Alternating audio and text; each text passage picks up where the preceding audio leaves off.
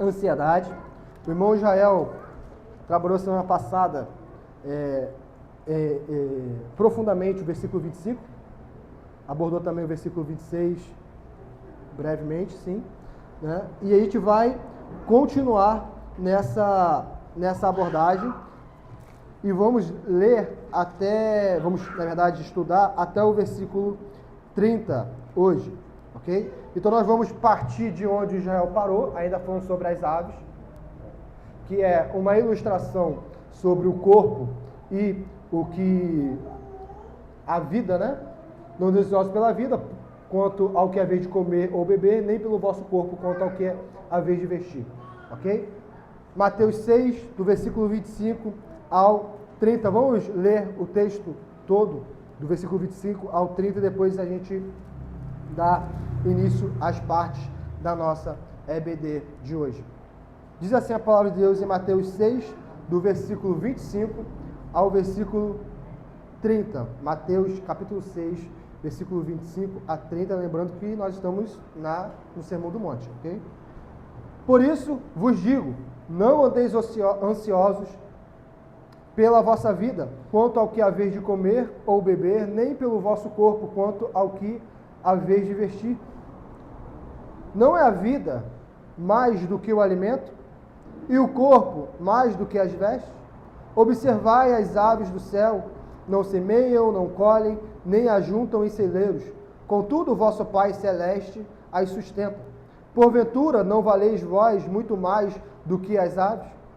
Qual de vós, por ansioso que esteja, pode acrescentar um côvado ao curso da sua vida? E por que andais ansiosos quanto ao vestuário? Considerai como crescem os lírios do campo, eles não trabalham nem fiam. Eu, contudo, vos afirmo que nem Salomão, em toda a sua glória, se vestiu como qualquer deles. Ora, se Deus veste assim a erva do campo, que hoje existe e amanhã é lançada no forno, quanto mais a vós outros, homens de pequena fé. Pode passar, Geraldo, por favor, o slide. Nós continuamos a falar sobre ansiedade. Nós vamos ver que é desafiando toda a razão.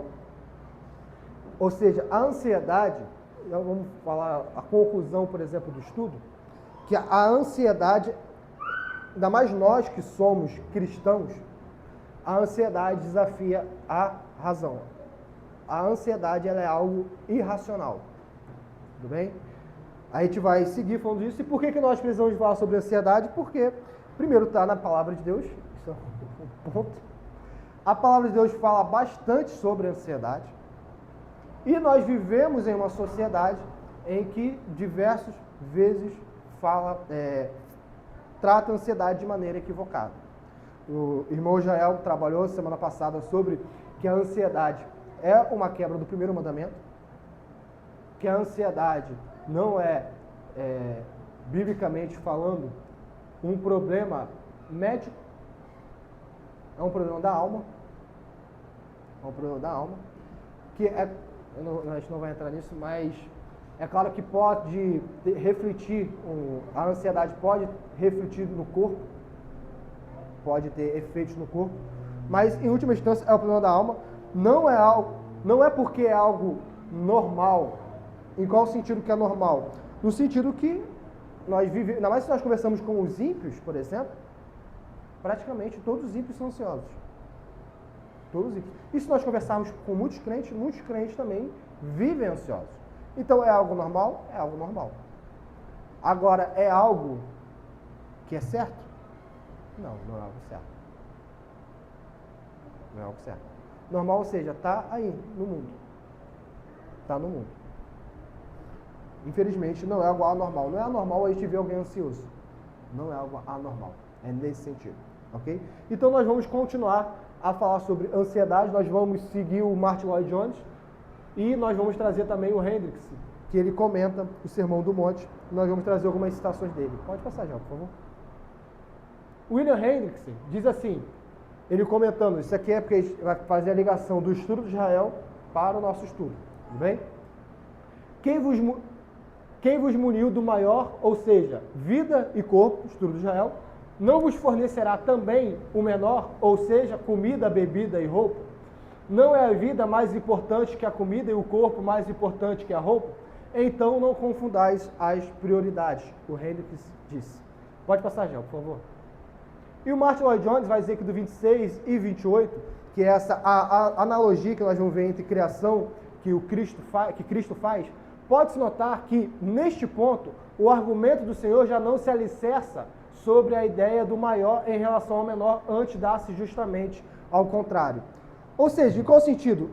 O Senhor Jesus aqui está trabalhando tanto do maior quanto do menor. Ou seja, se a vida é maior que o corpo, certo? Se a vida é maior do que a alimentação diária, vamos colocar assim, do corpo e tudo mais, se Deus deu a vida, Ele vai te dar também a sustentação da vida, né? A provisão para a sua vida, porque Ele já te deu a vida, o maior para o menor, tudo bem? O corpo, vestuário. Se deu um corpo, Ele vai te dar veste, maior para o menor. E agora Ele vai inverter nesses exemplos, e no último exemplo dos lírios, nós vamos ver que nesse exemplo do lírio, tem tanto do maior para o menor, quanto do menor para o maior. Por que que Cristo está fazendo essa forma argumentativa? Por quê? Primeiro, Ele está querendo mostrar o poder de Deus. Se Deus fez isso, o maior, algo maior, Ele tem poder para fazer algo menor. Correto? Mas uma argumentação contra isso seria, mas será que Deus quer? Uma coisa é ter poder, outra coisa é querer. Nós temos poder de fazer várias coisas, mas muitas coisas nós não queremos. Por quê? Porque nós não queremos. Ponto. Cristo vai trabalhar que Deus tanto tem poder para fazer, quanto é da vontade de Deus querer fazer.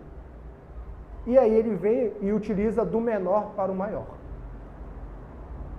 Se Deus se atenta a detalhes na criação, a coisas que são sem importância alguma para os homens, com certeza esse Deus que cuida de coisas irrelevantes para o ser humano, com certeza Ele cuidará dos seus filhos.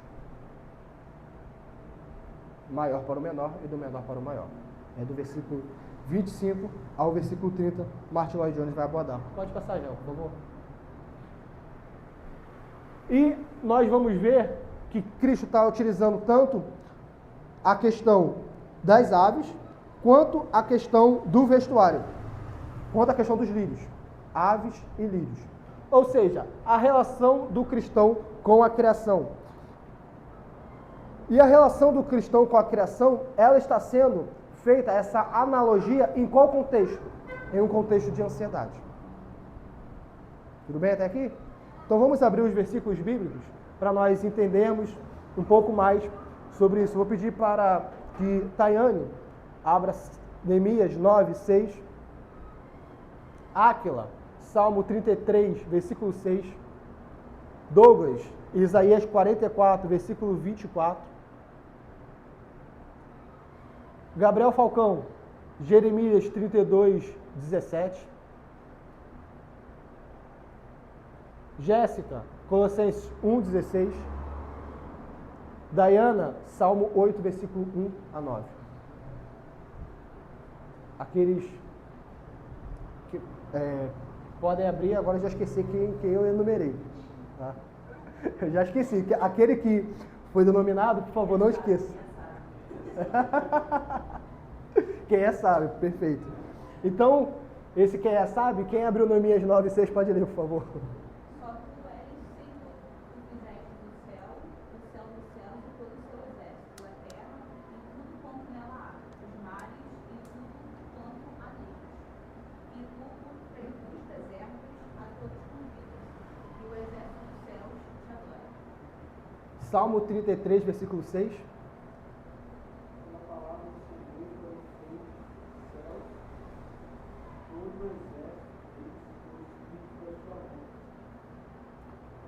Isaías 44, 24.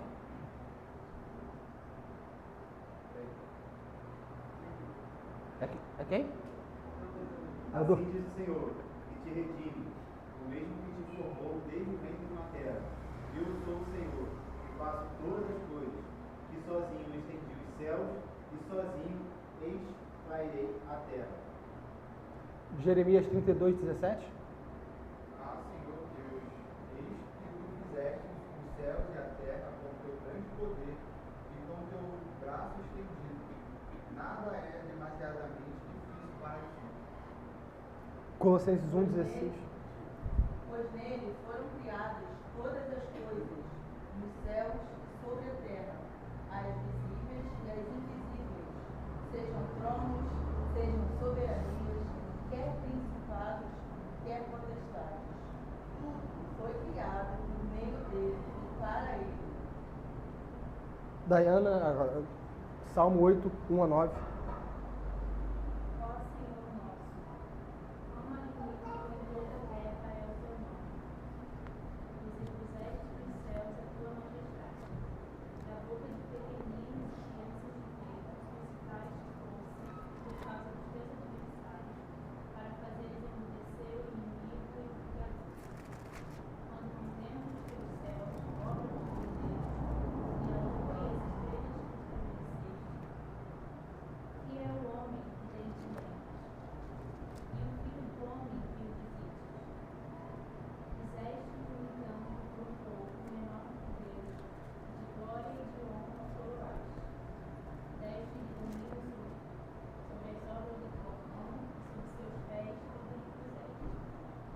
Ovelhas e bois, todos, e também os animais do campo, as aves do céu, os peixes do mar, tudo lhe percorre sendo firmado. Ó Senhor, Senhor nosso, quão magnífico em toda a terra é o teu nome. Meus irmãos, o que nós estamos vendo aqui é que a palavra de Deus, em diversos textos, nós selecionamos alguns, fala sobre o quê? Sobre a criação. Cristo utiliza aqui a criação como uma forma de nós vermos a providência divina. É o que nós trabalhamos como revelação geral. Cristo está mostrando que a ansiedade ela é tão irracional que a própria revelação geral, que está falando sobre as aves e os lírios, já demonstram que Deus é um Deus de provisão. Porque a ansiedade aqui está ligada nesse aspecto. Nesse aspecto. E geralmente é o que o homem geralmente vive mais ansioso. Quanto ao dia de amanhã, por exemplo. E como que um cristão deve viver para entender que esse Deus é um Deus que provê? Como os crentes vivem. Como os crentes vivem? Os crentes, eles têm uma relação com a criação. Deixa eu ficar assim que eu acho que fica melhor, né? Os crentes, eles têm uma relação com a criação. Nós vemos em diversas passagens, os salmistas, por exemplo, quando eles olham para a criação, eles veem as obras de Deus na criação. Em muitos momentos, nós estamos tão focados nos nossos problemas diários, no linguajar popular, olhando só para o nosso umbigo, só para nós mesmos, que dificulta realmente não andarmos ansiosos. O Senhor está nos mostrando, ainda mais ali em Israel, os comentaristas vão dizer que em Israel existiam pássaros em abundância, aves em abundância. O Senhor está dizendo que em muitos momentos os homens eles andam ansiosos quando algo que está visível diante dos seus olhos demonstra que Deus cuida, e ainda assim os homens andam sem confiar em Deus, lembrando do estudo do irmão Israel que a ansiedade é a idolatria. Quando nós não confiamos em Deus, nós quebramos qual mandamento? O primeiro mandamento. quebramos o primeiro mandamento. Nós precisamos crer em Deus.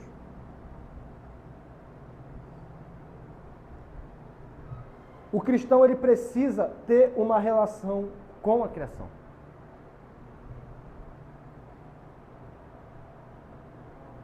Nós saímos, ainda mais nós que vivemos aqui em Cabo Frio, na região dos lagos, nós estamos em um território lindo, que demonstra um Deus que dispensa a beleza, ou seja, providencia a beleza.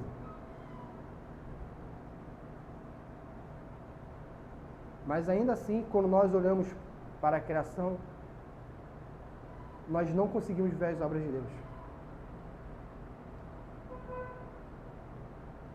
O irmão Douglas até fala que ele tem o costume de ir para a praia e contemplar a criação do Senhor. É o seu momento de reflexão, de meditação, até de devocional, né? Essa é uma prática cristã. Mas em alguns momentos, ou melhor, em todos os momentos, nós estamos tão ocupados que nós não olhamos nem sequer as obras de Deus na criação. Nós temos um pensamento materialista. Nós olhamos para as estrelas e nós não vemos que Deus a conhece cada uma delas.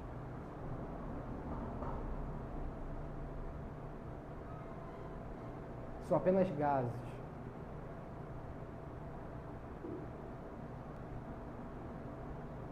Meus irmãos, o primeiro remédio, vamos colocar assim, contra a ansiedade, é parar de olhar para o próprio umbigo, parar de olhar para a própria vida, para os próprios problemas do dia a dia e olhar para a criação. É claro que nós depois vamos focar na revelação especial, a palavra de Deus. Olhe para o mundo que Deus sustenta ao seu redor. Tem um caso muito interessante na pandemia, minha mãe conta. A pandemia, por exemplo, mostrou que Deus é quem dá a vida e quem tira a vida. Em Búzios tinha uma senhora já debilitada, né, se não me engano. Ela pegou Covid. E todo mundo diria o quê? Uma pessoa debilitada, idade avançada, pegou Covid, vai falecer. Se jovens estão falecendo, ela não quis nem se internar, não foi isso? Não quis nem se internar, não quis nem tratamento. E ela sobreviveu. E homens, a gente conhece, gastaram milhões em respiradores, em técnicas, né, de fazer o pulmão respirar e tudo mais, depois que foram entubados, obviamente, e morreram. Aí a pergunta é, no momento da pandemia, foi racional ficar ansioso? Nós, como cristãos? Foi racional ficar no desespero total? Não racional ficar preocupado. Racional ficar ansioso. Israel fez a distinção entre preocupação, no sentido de ansiedade é uma preocupação, estar ocupado antes do tempo. A preocupação é ansiedade, eu usei a palavra equivocada. Mas ficar tendo prudência é uma coisa. A prudência contra a doença é uma coisa. Então, por exemplo, nós estamos vivendo hoje um surto de dengue. Prudência.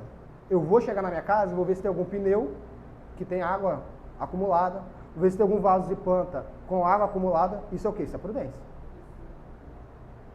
Ansiedade é se eu ficar pensando toda hora, e se eu for picado, eu tenho imunidade baixa, e se isso acontecer, e começar a ficar louco de preocupação. Isso é ansiedade. Uma coisa não exclui a outra. Eu passar repelente não significa que eu sou ansioso, eu sou prudente.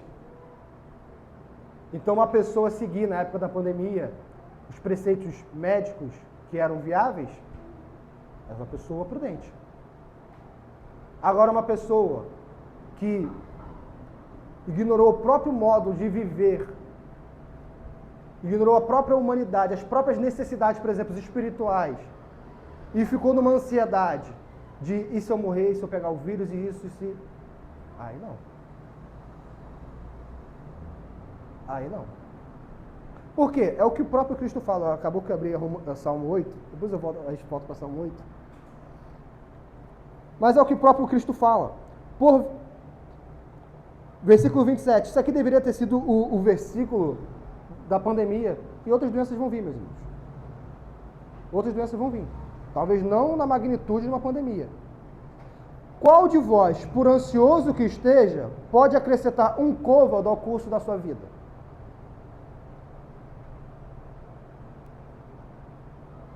Qual? É nesse sentido que a ansiedade é irracional. A ansiedade não serve, é irracional e ela é inútil.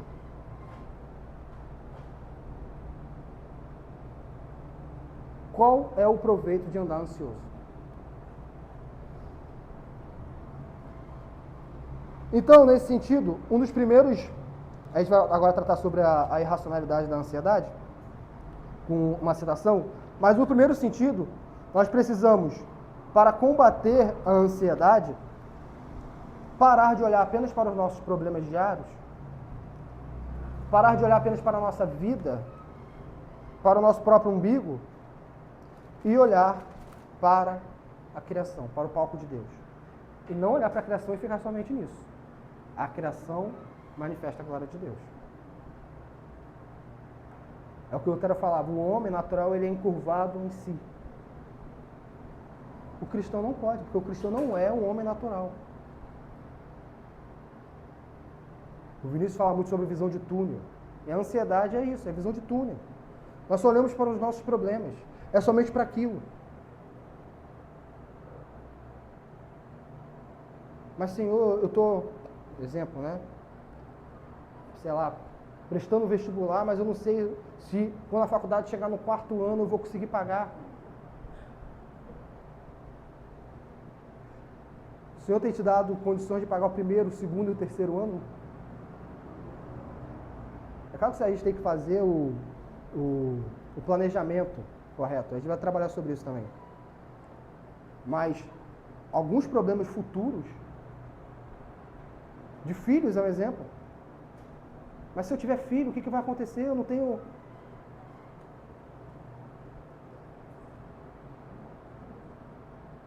Eu mal tenho dinheiro para mim. Israel trabalha muito disso. E nossos bisavós tinham muito menos dinheiro do que nós temos hoje. E eles tinham 6, 7, 8 filhos. Ok, ansiedade. Muitos casais, por exemplo, privam-se de ter filhos por ansiedade. É a ansiedade que faz eles não terem filhos. Quanto Deus sustenta, nós vamos ver, as aves. Será que Ele não vai sustentar os filhos dos eleitos? O Deus que sustenta aves não vai sustentar o filho dos eleitos? Os filhos do pacto? Será? Será que Ele vai deixar os filhos do pacto morrer de fome? Mas as aves Ele vai cuidar? É esse o Deus que a gente serve? Não. A ansiedade está permeando a nossa vida. Muitas decisões que nós tomamos é por causa de ansiedade.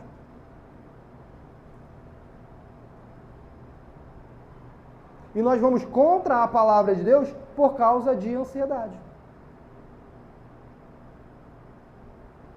A gente fala, mas eu não sou ansioso.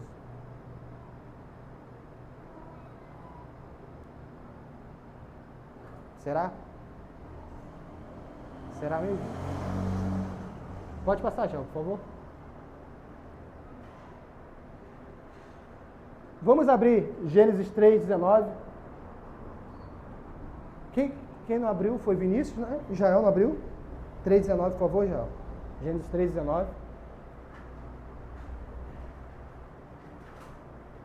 Vinícius, Provérbios 6, do 6 ao 11. Isabela, Provérbios 31, 10. Isabela, o Provérbios 31, você pode ler, por favor, o 10, aí você pula e depois lê o versículo 20 e 21. Não precisa ler do 10 ao 21 não, tá bom? Edneia, abre por favor em Salmo 8, versículo 5. Só o versículo 5. 8, versículo 5. Só o versículo 5, que a Dayana leu.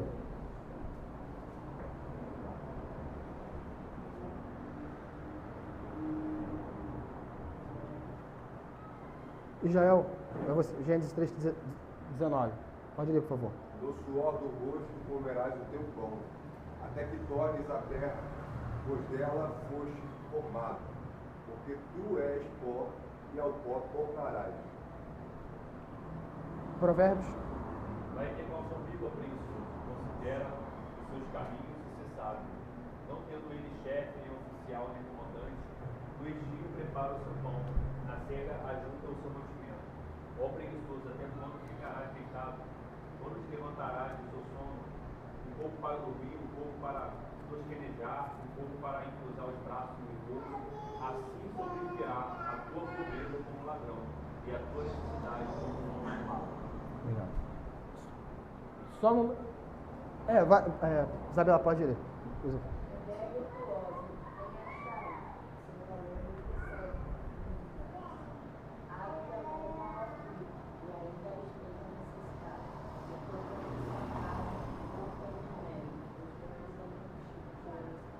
Obrigado, Isabela. Edneia, só o versículo 5, por favor, de Salmo 8. 8, 5.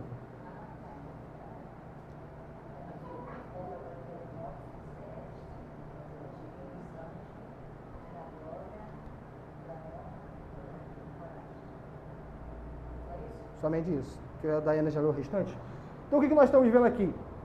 Porque Jesus fala assim: observai as aves do céu, não semeiam, não colhem, nem ajuntam em celeiros, contudo vosso Pai Celeste as sustenta. Porventura não valeis muito mais do que as aves? Isso é o versículo 26 do capítulo 6. O que nós estamos vendo? Jesus está ensinando ociosidade? É isso que ele está ensinando? Os ociosos podem pegar esse texto como espada. Então eu estou desempregado, não vou nem sair para procurar emprego. Não vou nem lá lutar para conseguir um emprego. Porque se Deus sustenta as aves, Ele vai me sustentar. Não, você vai passar fome. Fica assim que você vai passar fome. Tá?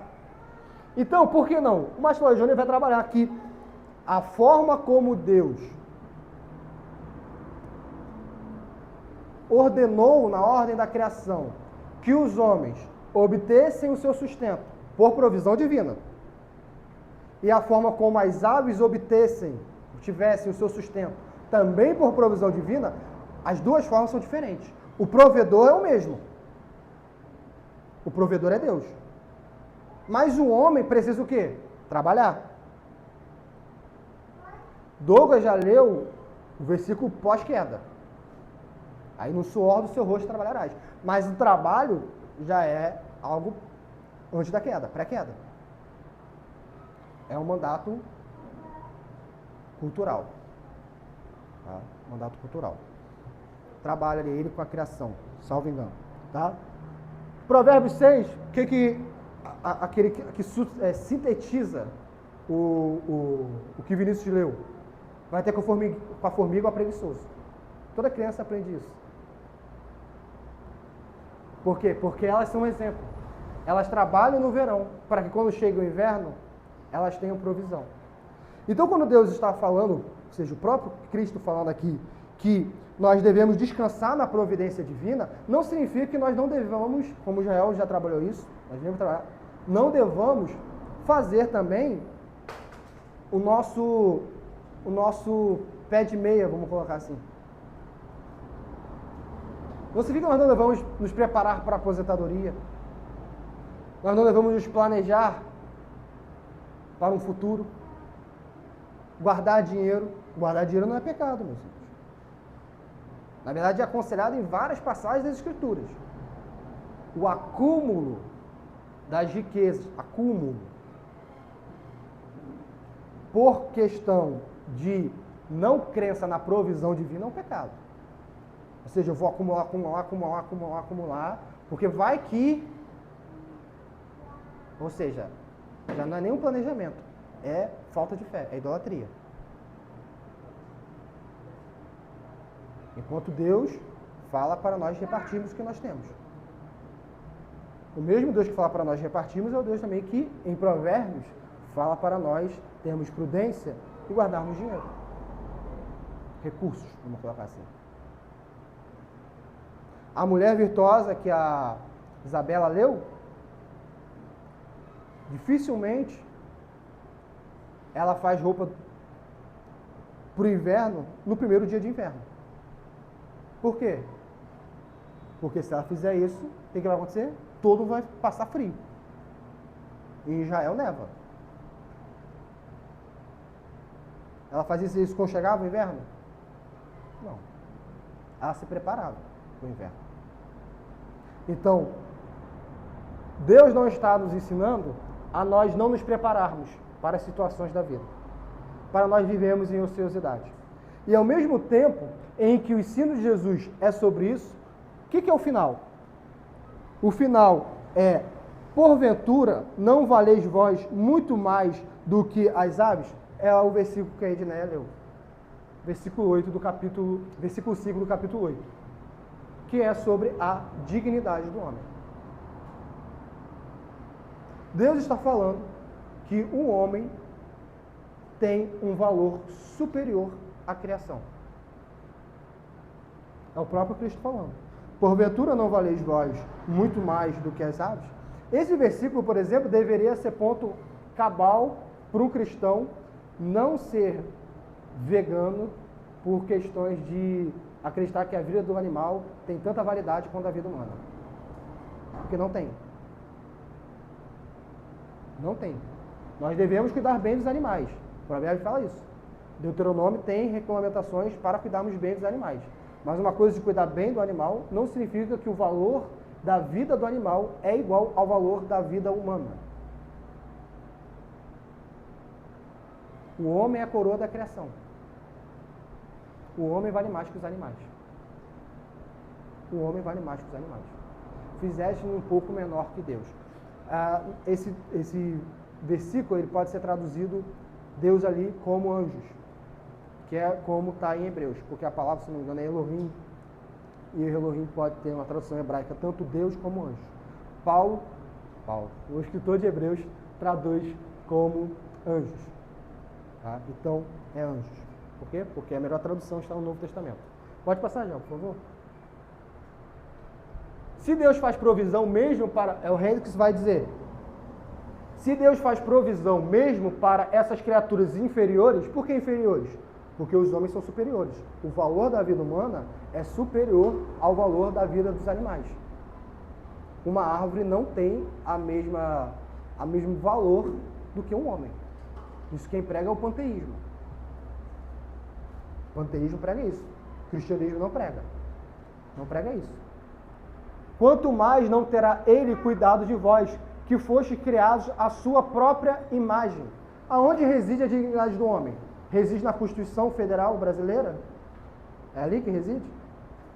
Reside na Constituição Americana? Reside na Palavra de Deus. Reside na Palavra de Deus. Jesus pode até falar melhor que isso. É justnaturalismo, né? Que ele estava do direito... Não é justnaturalismo, não. Eu não vou lembrar agora, mas ele fala bastante sobre isso.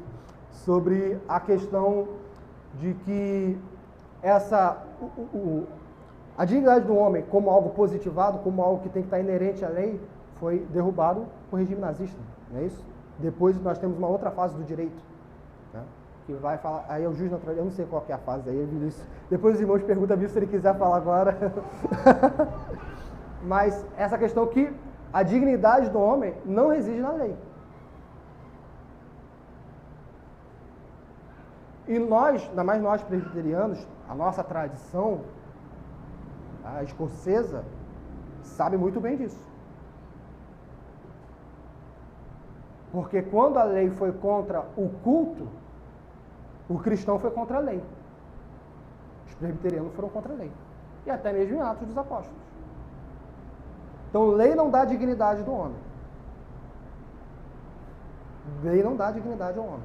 Quem dá dignidade ao homem? Deus. Aí Danilo fez assim: onde está a dignidade do homem? Ponto, a palavra de Deus. Onde está na palavra de Deus? É por isso que nos países ocidentais que tem uma base cristã, todos os homens são iguais perante a lei é igual para todos os homens. Isso não está no Oriente Médio. Isso não está na Índia. Isso não está em tribos da África. Isso está no Ocidente. Por quê? Porque a moral ocidental ainda é cristã. Muito deturpada.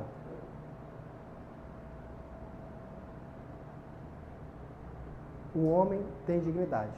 Nós valemos mais que as aves. Nós valemos mais que um cachorro. Nós valemos mais que um cachorro. É aquela máxima dos... Bota aí no Instagram, Facebook.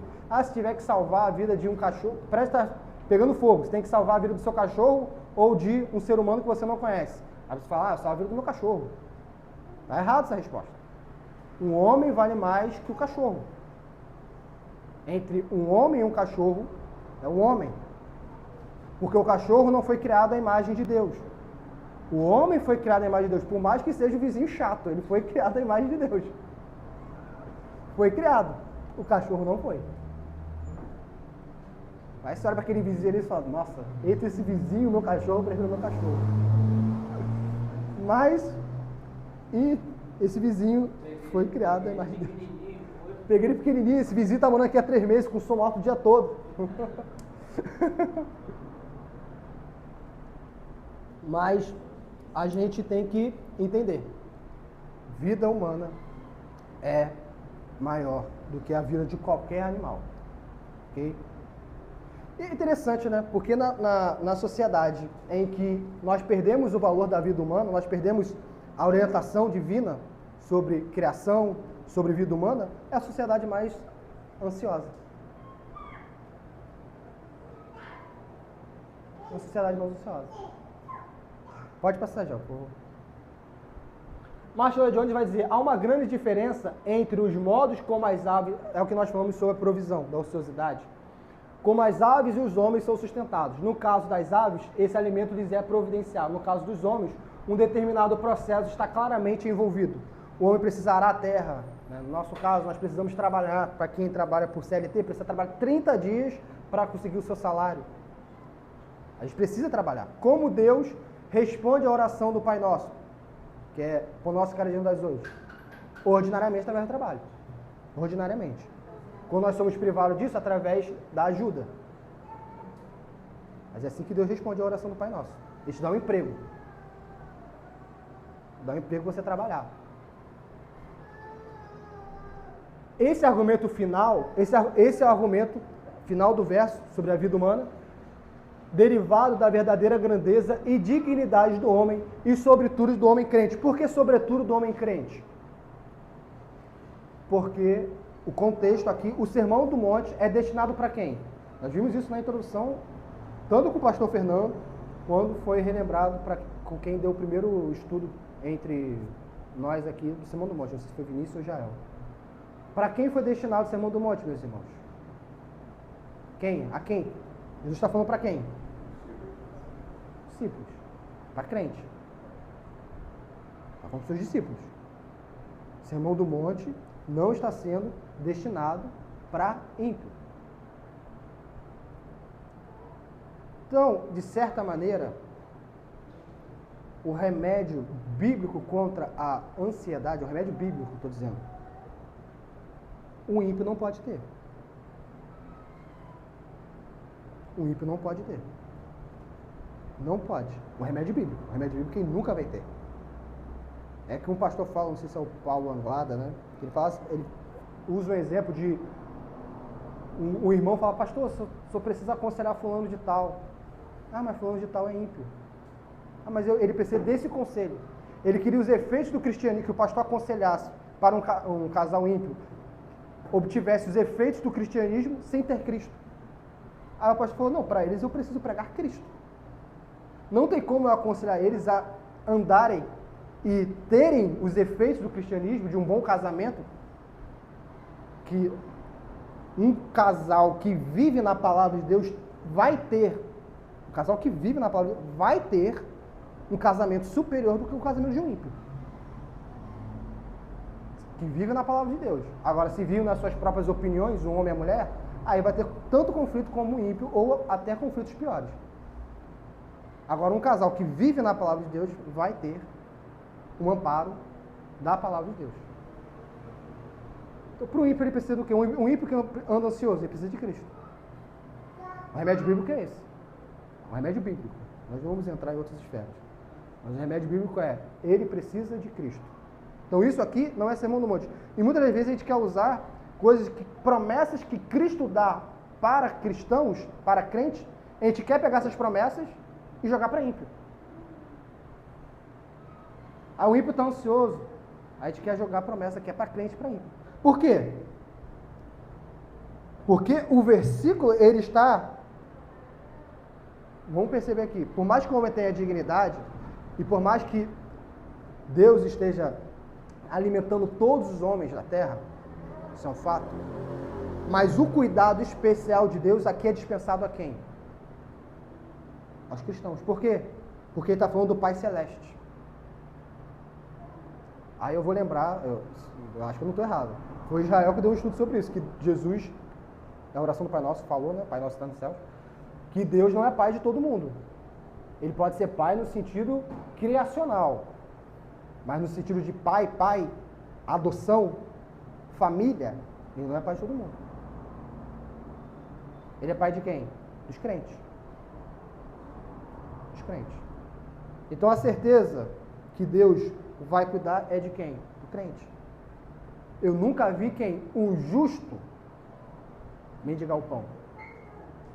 Não, nunca vi um justo desamparado, nem a sua descendência mendigar o pão. Quem o salmista nunca viu desamparado? O ímpio? Foi? Foi o justo. Quem é justo? Aquele que crê em Deus. E a descendência de quem jamais mendigou o pão? Do ímpio, nós vemos mendigos na rua. Não. É do justo. É a descendência do justo que não mendiga o pão. De maneira tal que a nossa fé recai sobre os nossos filhos. Os benefícios da nossa fé.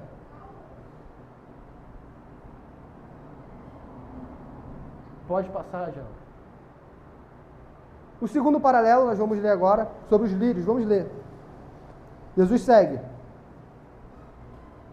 E por que andais, versículo 28. E por que andais ansiosos quanto ao vestuário? Considerai como crescem os lírios do campo, eles não trabalham nem fiam. Contudo, vos afirmo que nem Salomão, em toda a sua glória, se vestiu como qualquer deles. Ora, se Deus veste assim a erva do campo, que hoje existe e amanhã é lançada no forno, quanto mais a vós outros, homens de pequena fé. E o Hendricks vai dizer, o Senhor agora lança a mão de outro exemplo, da natureza. Novamente, onde está esse exemplo? Na natureza. Na natureza, o exemplo está na natureza. Está evidente ao povo hebreu. Esses lírios do campo, tem até uma dúvida, que lírios são esses? Podem ser diversas plantas. Não tem a palavra grega aqui não é específica. Tem uma lista que pode ser. Côvado, por exemplo, também, a gente não trabalhou, mas côvado, a palavra grega utilizada aqui pode ser tanto de comprimento, né, quanto de estatura. Né? Comprimento de longo, né, se é algo longo. Ao curto e longo e estatura. O versículo está dizendo sobre questão de duração, ou seja, duração da vida. Não está falando de estatura, porque não faz sentido. Estatura não faz sentido aqui. Tá? Ninguém vai ficar ansioso porque nasceu com uma estatura indesejável. Tá? Ninguém vai ficar ansioso por isso. É ilógico, né? É ilógico. Então, o que o versículo está querendo dizer? Sobre cumprimento. Cumprimento do quê? Da vida. Cumprimento da vida. Nós não podemos fazer com que nós respiramos nos próximos 5 segundos. Nós não podemos fazer isso. Então, é inútil ser ansioso para isso. Aí agora ele vai trabalhar sobre os lírios.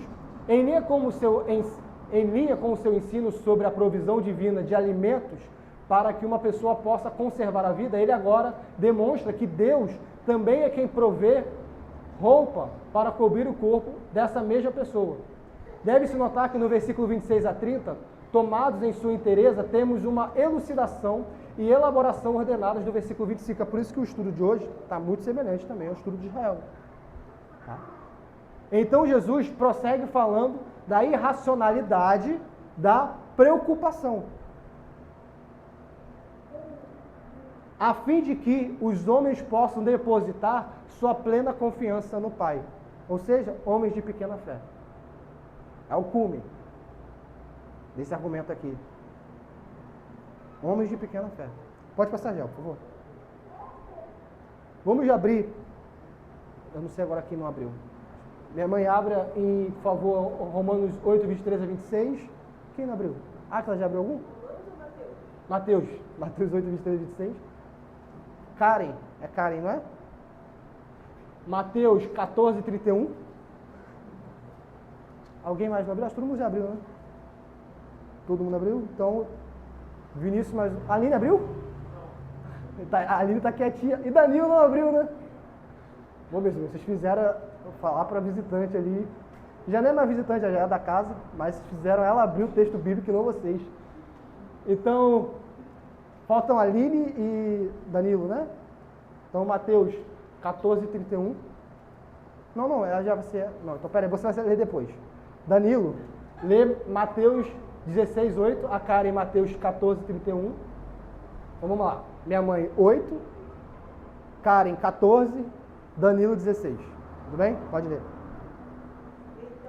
Então entrando ele no barco, seus discípulos seguiram. E eis que sobreveio no mar uma grande tempestade, de sorte que o barco era agarrado pelas ondas. Entretanto, Jesus dormia. Mas os discípulos vieram acordá-lo, clamando: Senhor, salva-nos, perecemos. Perguntou-lhes então Jesus: Por que sois tímidos, homens de pequena fé? E levantando-se, repreendeu os ventos e o mar, e fez grande bonança. Agora...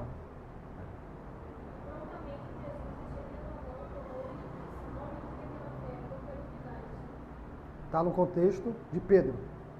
Né? Confia para mim, no contexto de Pedro sendo, né, caindo ali no mar. Né? Ele estava andando sobre as águas e ele submerge. Danilo, por favor. Nesse evento, Jesus disse: Por que discorreis entre vós, homens de pequena fé, sobre o não teres pão?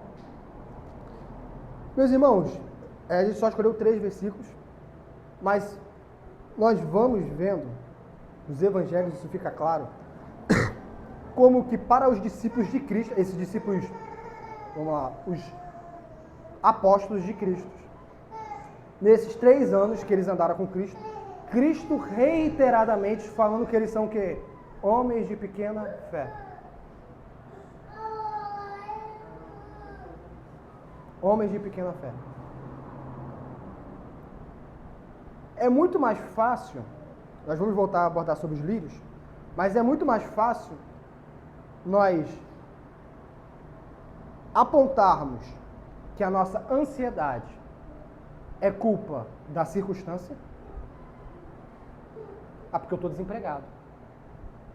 Sim, é claro que isso vai ser uma tentação muito maior para a pessoa estar ansiosa. É óbvio. É óbvio.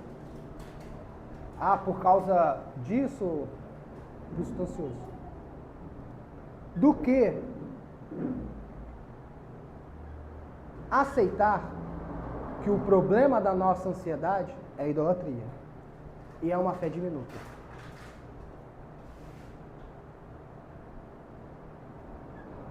Porque alguns jargões nós falamos tanto que são certos. Né? Alguns conceitos teológicos também nós falamos tanto que são certos e nós nem ficamos envergonhados de falar. Então, por exemplo, creio eu que ninguém na congregação, nossa congregação, vai ficar envergonhado de falar: não, eu sou um pecador. Eu sou alguém que, na minha natureza, sou depravado. Por quê? Porque é um conceito teológico. Agora, poucos vão falar: eu estou com uma pouca fé. Minha fé está pouca. Poucos vão admitir isso. Poucos. Se Cristo está constatando que os apóstolos que expulsavam demônios, que faziam sinais, estavam com pouca fé, porque os apóstolos estão também nesses versículos, estão aqui também em Mateus, por que nós não admitimos a nossa pouca fé? Se nós não admitimos a nossa fé, nós não vamos lá lutar para aumentar a nossa fé. Na questão da responsabilidade pessoal.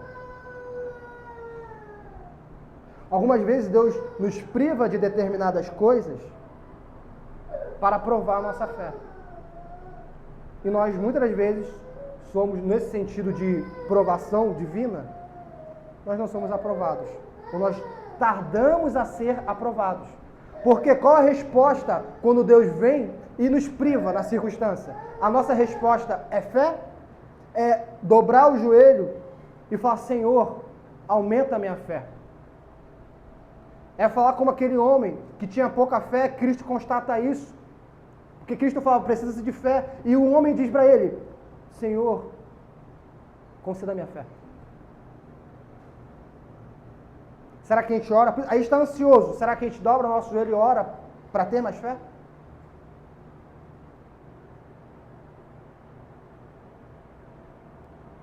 Se nós estamos constatando que a ansiedade está conectada à falta de fé, ou não falta de fé, mas uma fé diminuta,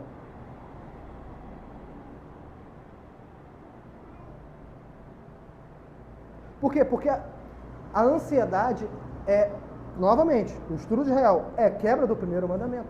Se Deus que sustenta tudo, se o Deus, esse que tem poder para sustentar tudo, e que se importa com detalhes da vida, que o próprio homem não se importa, eu andar ansioso é não ter uma fé satisfatória nesse Deus.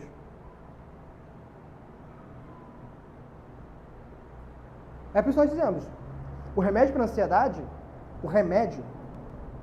a cura para a ansiedade, acho que o Fernando até trabalhou isso, que a ciência, por exemplo, nunca fala de cura da ansiedade, a ciência séria. Né? Se não me engano ele falou isso. Mas a cura que vem de Deus da ansiedade está na fé em Deus. Está na fé em Deus. É claro que uma cura não significa que nós não... Quando nós curamos, saramos de machucado, significa que nós não vamos nos machucar de novo? Obviamente que não. A ansiedade é uma luta constante. Mas um homem de fé, ele não vive ansioso. Ele não vive ansioso. Não vive. Então nós precisamos constatar isso na nossa vida. Todos nós temos uma fé pequena demais. Nós temos, meus irmãos. A nossa oração reflete a nossa fé pequena. Nós pedimos e duvidamos. E depois falamos, por que nós não recebemos? Tiago já disse, aquele que pede sem fé não vai receber. Não recebe. Não recebe. E Deus nos priva nas circunstâncias para que nós venhamos a ser aprovados, para que a nossa fé seja fortalecida, e o caminho que nós encontramos é a ansiedade. Algumas vezes Deus pode fazer com que um cristão que seja íntegro no seu trabalho perca seu emprego. Deus pode permitir que ele perca seu emprego. E a resposta desse cristão? Vai ser ansiedade ou vai ser confiança em Deus? Confiança e satisfação. Porque o básico Deus vai sustentar. Algumas vezes também nós andamos ansiosos porque nós queremos mais do que Deus promete. Deus não prometeu que nós teríamos condições de pagar um curso de inglês para os nossos filhos. Ele não prometeu isso. Não é uma promessa divina. Agora Deus prometeu que todo filho do crente não vai mendigar o pão, não vai ficar sem sustento, não vai ficar sem vestes, não vai ser privado de um caminho de sabedoria quando é ensinado na palavra de Deus. Isso é uma promessa. Isso é.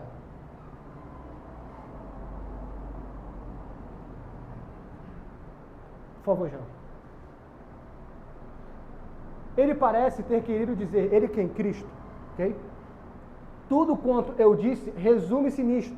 A verdadeira causa da dificuldade de vocês é que vocês não extraem as deduções óbvias daquilo que acontece aos pássaros e às flores.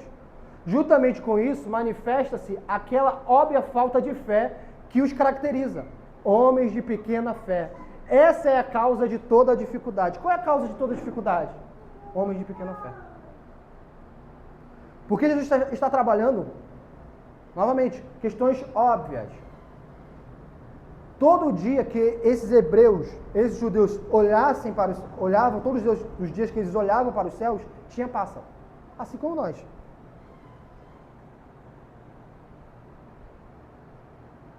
Assim como nós.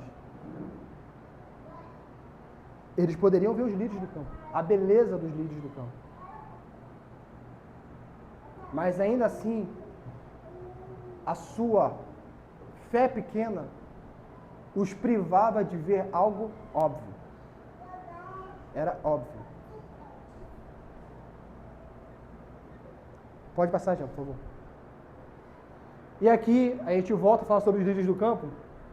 Nós trabalhamos na introdução rapidamente. A lição é a seguinte, do versículo 30, né? Ora, se Deus assim veste as ervas do campo, mais uma vez, agora no Hendrickson, veste as ervas do campo, que hoje está viva e amanhã é lançada na fornalha, com certeza não vos vestirá a vós, ó homens de pequena fé. Existe ou não existe uma promessa para o eleito, até mesmo pós-vida? Pós-vida aqui nessa terra, obviamente. Existe. Existe para o lírio? Não tem. Não tem promessa para o lírio. Mas quem Deus vestiu melhor?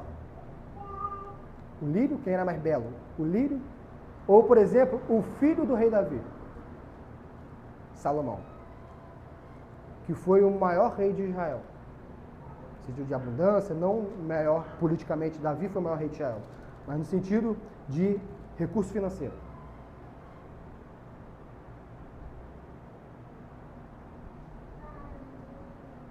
Um detalhe. Um lírio vamos parar para opostos aqui, tá? Um lírio do campo e Salomão. Salomão.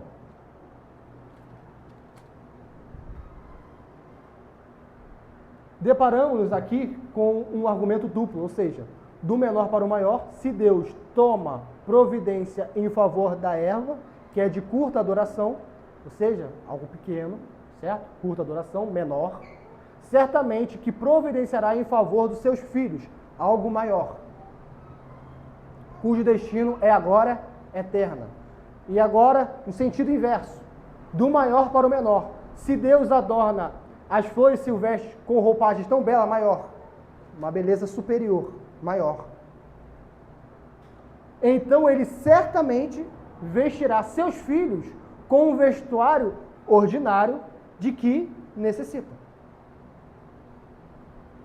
Jesus não está prometendo que nós vamos ter roupa de marca. Ele não promete isso.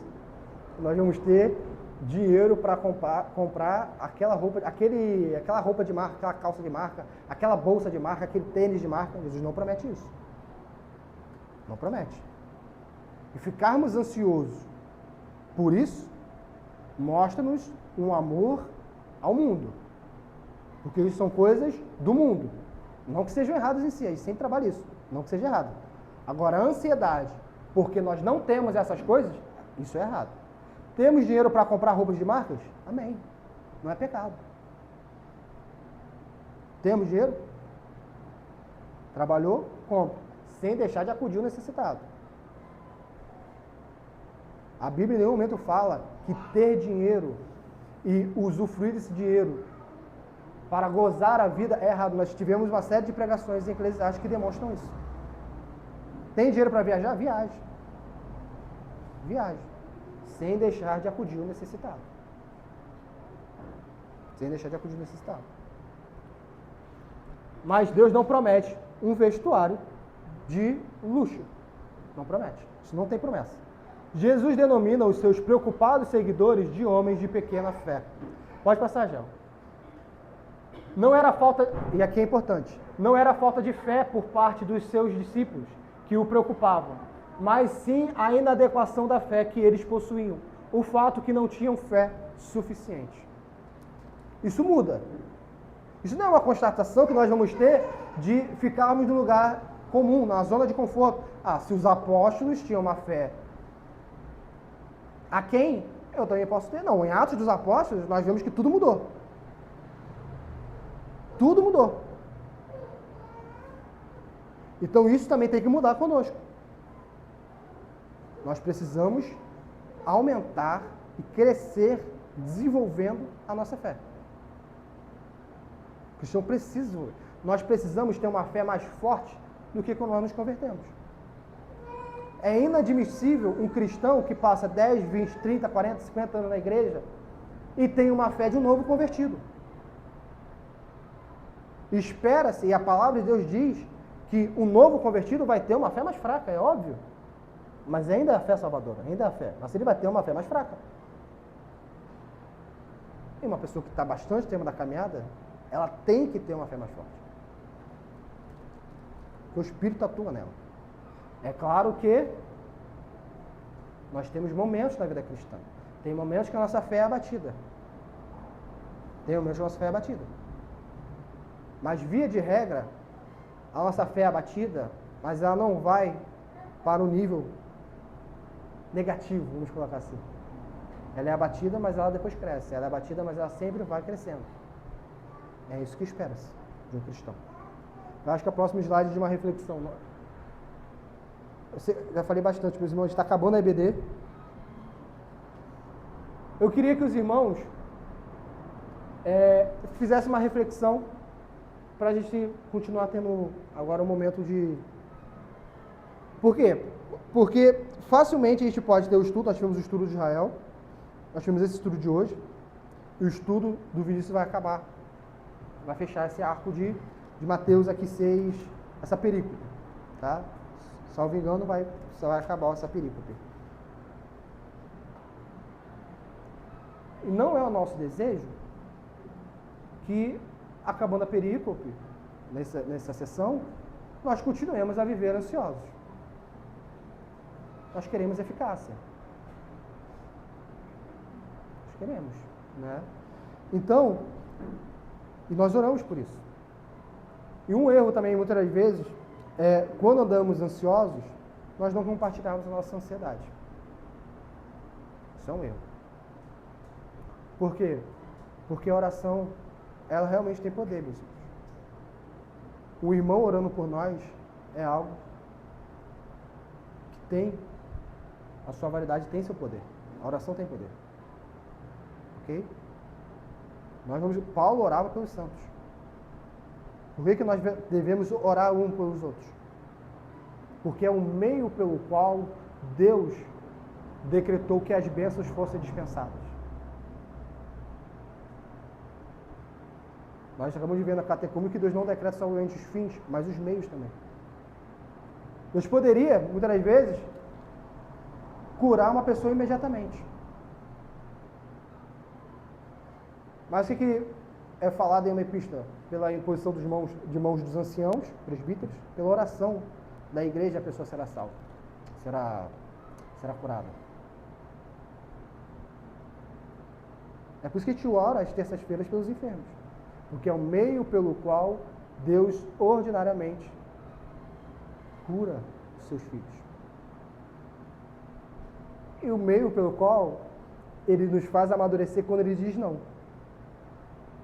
Quando a gente ora em toda reunião de oração nos nossos lares e Ele diz não. É um amadurecimento. Mas vamos voltar aqui.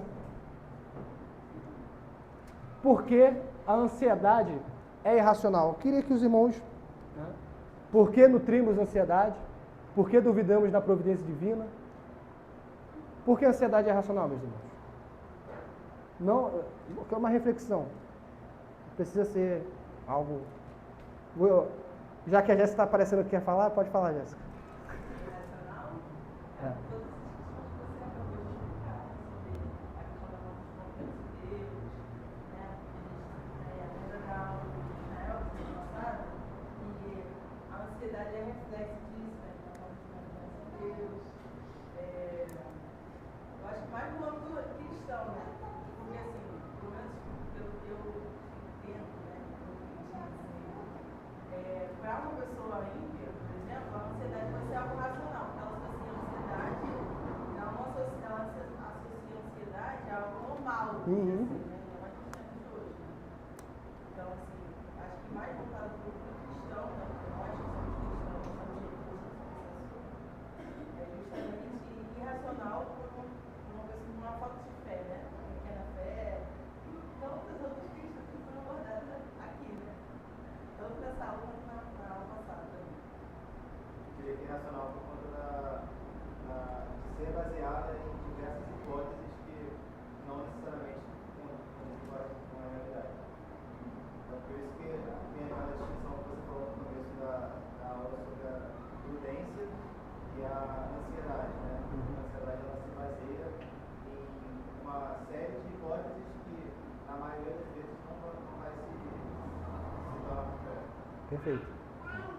Em muitos momentos, nós deixamos de agir por questão de hipótese. Mas se isso acontecer, mas o que ela está dizendo para você fazer?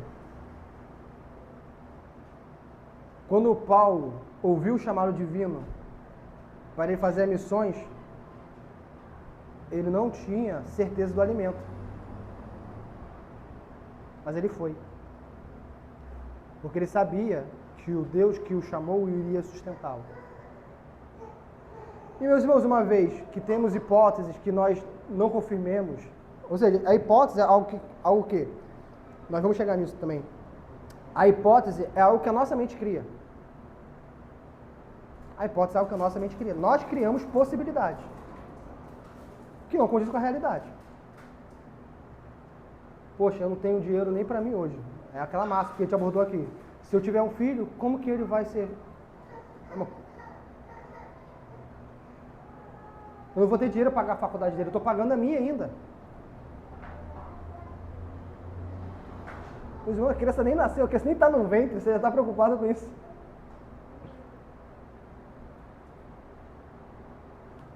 E por quê?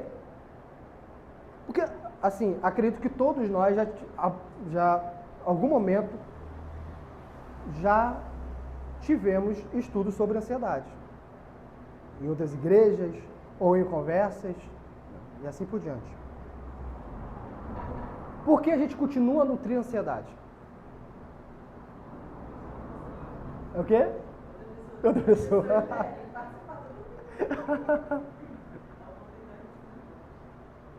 Por que, Aline? Posso falar? Pode. Será porque a gente ignora a obviedade desses fatos, como no livro do campo? A gente ignora, está na Bíblia e a gente acaba ignorando. Está explícito ali.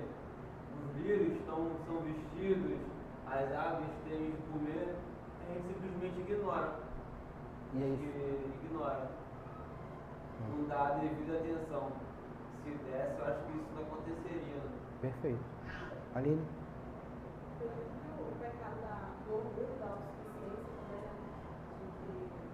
De achar que a gente tem conquista da nossa vida, não. Perfeito. Vinícius, acho que Vinícius queria falar. Você queria não? Eu vi você. Ah, tá. Gabriel? Gabriel. Eu acho que também, porque na Bíblia fala que a gente deve colocar diante de Deus as nossas ansiedades. Às vezes a gente não expõe isso para Deus em oração, né? E a igreja até denuncia a nossa vida diária de oração. Porque a gente está ali achando que a gente está encontrando sobre as coisas, né?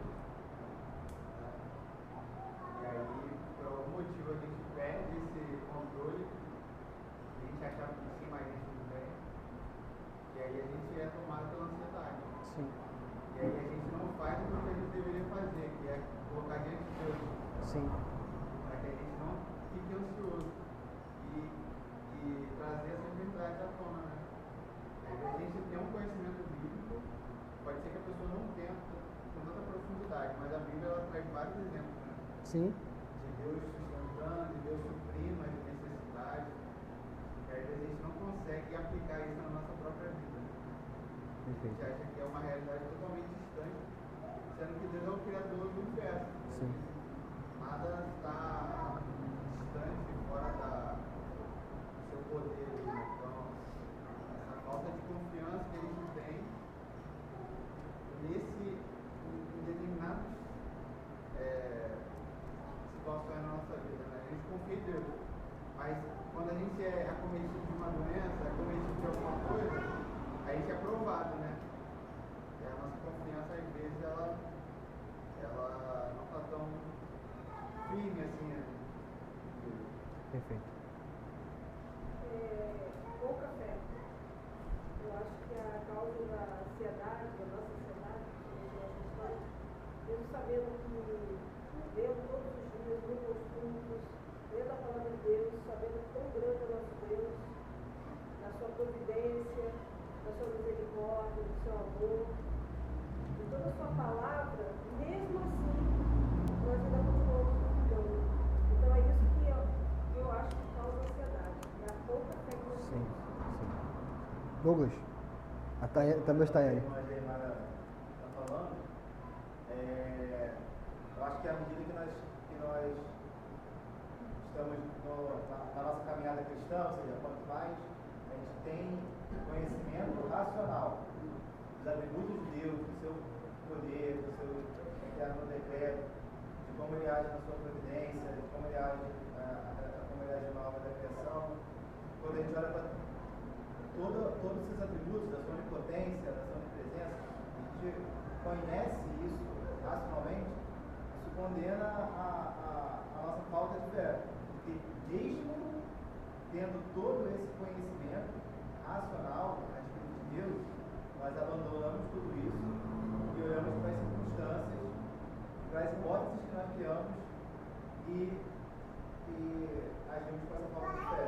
Então, isso acho que a nossa ansiedade, à medida que nós temos mais tempo de caminhada cristã, mais conhecimento da revelação, isso condena ainda mais a nossa falta de fé, nos mostra o quanto realmente a nossa racionalidade não está presente com a nossa prática, com a nossa fé. Tayane? Eu acho que o homem é muito imediatista. E a gente precisa sempre estar querendo enxergar as coisas acontecerem. E a gente sabe que Deus ele trabalha no silêncio. Né? E isso é bom pra gente, porque isso é uma forma de lapidar a nossa fé. Sim. Né? E confiar na vontade de Deus, no tempo do Senhor. O Senhor conhece as nossas necessidades, né? E a gente, como seres humanos, por ter essa tendência ao imediatismo, né? A gente acaba falhando nisso, né? Porque a gente quer tudo pra ontem e a gente não sabe esperar. Perfeito. Algo que a gente acabou não abordando aqui. Muitas vezes nossa ansiedade é fruto do imediatismo. Deus prometeu, deu promessas, deu, mas no tempo dele. Ficarmos ansiosos pela promessa aparentemente tardar é errado.